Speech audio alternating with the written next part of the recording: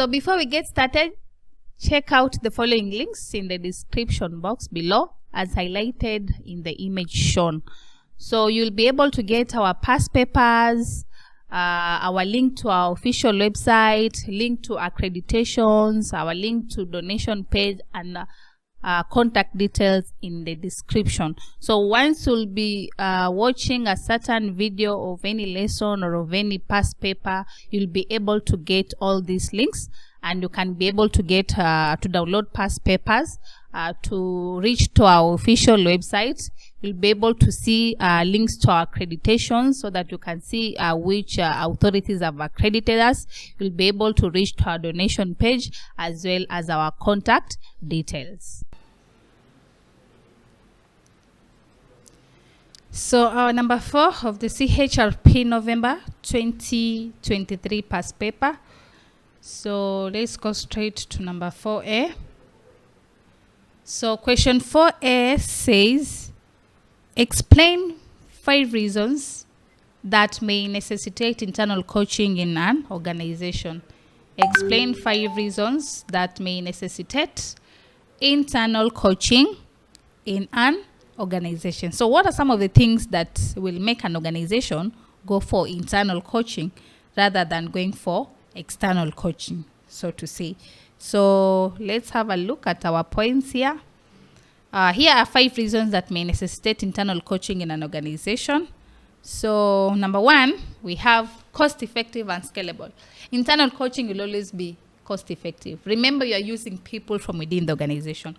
You're not going outside there to look for other people, whereby you'll have to pay them and very huge amounts of money, which can be so much very expensive for the organization, which can help, can make you drain in terms of finances. But when you have people from inside, or you use people from inside the organization to coach your employees, definitely you are saving a lot. You are saving your money, and also you are making those people within your organization to be more exposed and have more exposure in terms of coaching and so on. So cost means you'll have to pay them, and some of them always ask for huge amounts of money, which can be so much inconveniencing for the organization. Another reason could be accessibility and inclusive. Yes, easy access. You access them easily because they're just inside the organization. You don't have like to book appointments. You don't have like to look for them, search for them. Sometimes they are not available. You are looking for them and so on and so forth. So such kinds of hiccups or such kind of hurdles will be minimized when you use internal way of coaching within the organization, because you can access those guys. They're just working within the organization. It's a matter of planning with them so that they can schedule themselves, and then everything falls into place, rather than going outside there looking for people who are not available. And then another reason could be customized and strategic. Yes, internal coaching can be more customized. People will be given exactly what they need. If maybe you are dealing with a number of employees, every employee can be given a customized sort of coaching, rather than working with people from outside the organization. They might want to do it in a general way, like dealing with the 5 customers, 5 employees at once, because you want to cut costs. But at least when you're using internal coaching, you might customize the coaching to suit each and every employee within the organization, and that can be also a good thing. So that could also be a reason for you to use internal coaching. Another reason could be closer to the company culture. Already the people who are using from inside the organization really understand the culture of the organization. They really understand how the organization works. So they come or they plan their coaching considering the culture, considering the values, and all sorts of stuff of the organization.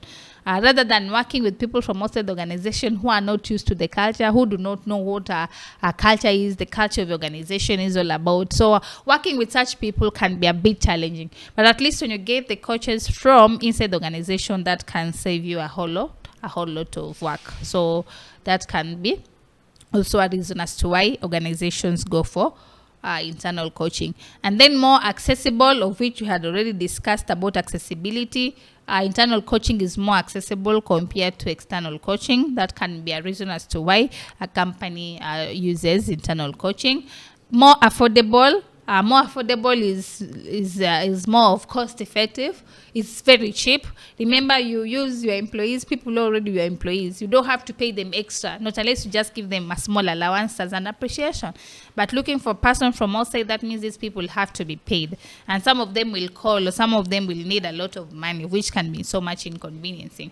And then also easily integrated into development programs. The internal coaching can be easily integrated into development programs because you know your people, you know the kind of people you're going to use as your coach, and you know the schedule and the programs of your company. So it's easy to integrate all this, other than using people from outside the organization. So these are some of the reasons that can make a company use internal coaching rather than external coaching.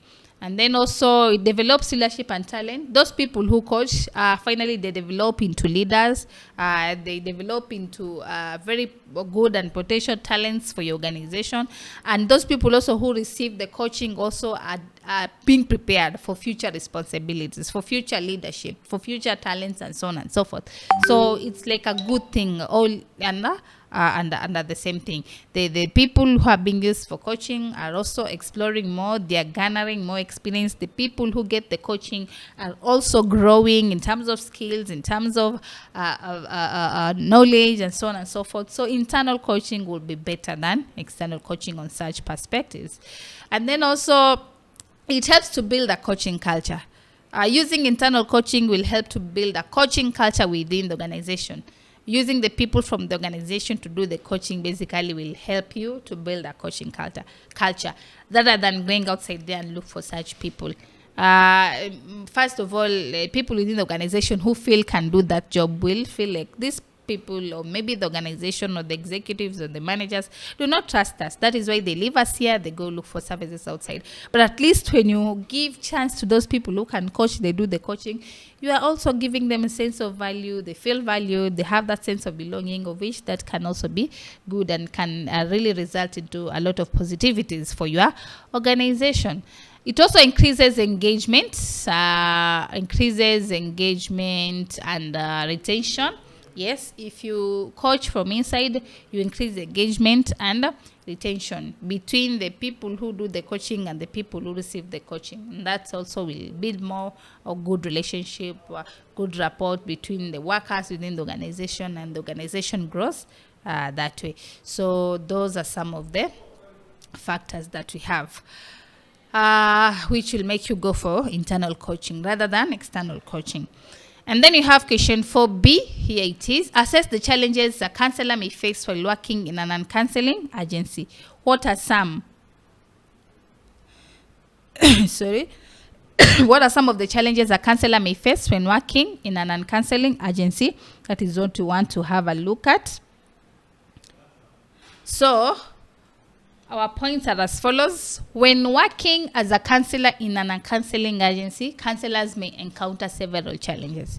And these challenges are, number one, role ambiguity. Remember, you are working with people who do not understand what counseling is all about. So convincing them in most of the issues will be very difficult for you, because they do not have a clear understanding of what your role looks like. They do not have a clear understanding of what your responsibility is all about. So because of that, they will have so much pull and push, basically, as a result.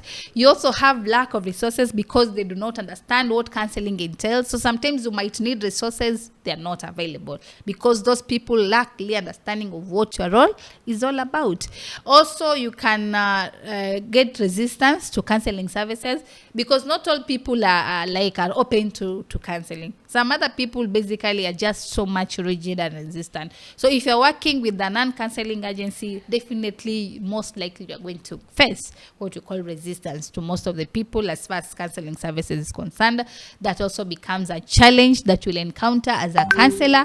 Another challenge that you can encounter is about confidentiality concerns. Remember, we said that it doesn't matter whether it's mentoring, whether it's counseling, whether it's coaching. A lot of things will be shared between you and your clients. And we say that there are those clients who open up to you because they know that their information is safe with you. So if you're working with a non-counseling agency, not all people will be able to hold that information, which seems to be so much private and confidential. So you get to see that most of the information of your clients maybe will be shared out in one way or the other, of which that is a challenge to you as a counselor, because it's your duty, it's your role, it's your responsibility to ensure safety and privacy of the information of your clients. But here you go work in a non-counseling organization, and these people are like sharing all sort of things, information about your clients, information about your people, and so on and so forth. So such issues will always be experienced when most likely you're working with a non-counseling organization. And then also multidisciplinary collaboration. Remember, we've talked of confidentiality concerns. As a result, when maybe clients get to find out that the information is being leaked, the information is being shared, you will experience misunderstandings. You will experience conflicts with the clients. So what happens in such a case? Are these people well collaborated enough? Can they cooperate so that to solve issues together? Or do they not even understand what is really happening on the ground? So sometimes also multidisciplinary collaboration might lack from such environments, which becomes difficult for you to solve your issues, for you to solve conflicts with the clients, and so on. So they say collaboration with colleagues from diverse background and discipline with the agency may require effective communication, mutual respect, and even coordination of services, of which this can lack, basically because you're working with people who do not understand how your role looks like. And then also limited referral options, because we've said people are so much rigid and resistant to counseling services, so you might not get referrals. You might get the referrals, but very limited. That can also be a challenge. And then also ethical dilemmas. Ethical dilemmas whereby sometimes you are being exposed to situations in which you really don't know what to decide or what kind of a decision to make, of which that can also be a challenge. And then also workload and burnout, because most of the things you'll be doing them on your own, because we say the company you're working for is a non-counseling agency organization, so they have little to know about counseling, meaning that most of the work, most of the roles, most of the responsibilities, you'll be delivering them on your own. So at the end of the day, you become overwhelmed with work, workload, burnout, and so on and so forth. So those are some of the challenges that you might go through as a counselor when you're working with a non-counseling organization. But addressing such challenges very effectively, definitely you will be good to go as a counselor. So those are some of the challenges that we have. So that is our question 4. Thank you. If you love our work, we have a lot of revised past papers which have been done by different tutors, lecturers. So you can enroll with us. We have our details here. Feel free to enroll. Feel free to make a call. Feel free to inquire in case you have any concern. So thank you. Let's meet in our next revision session.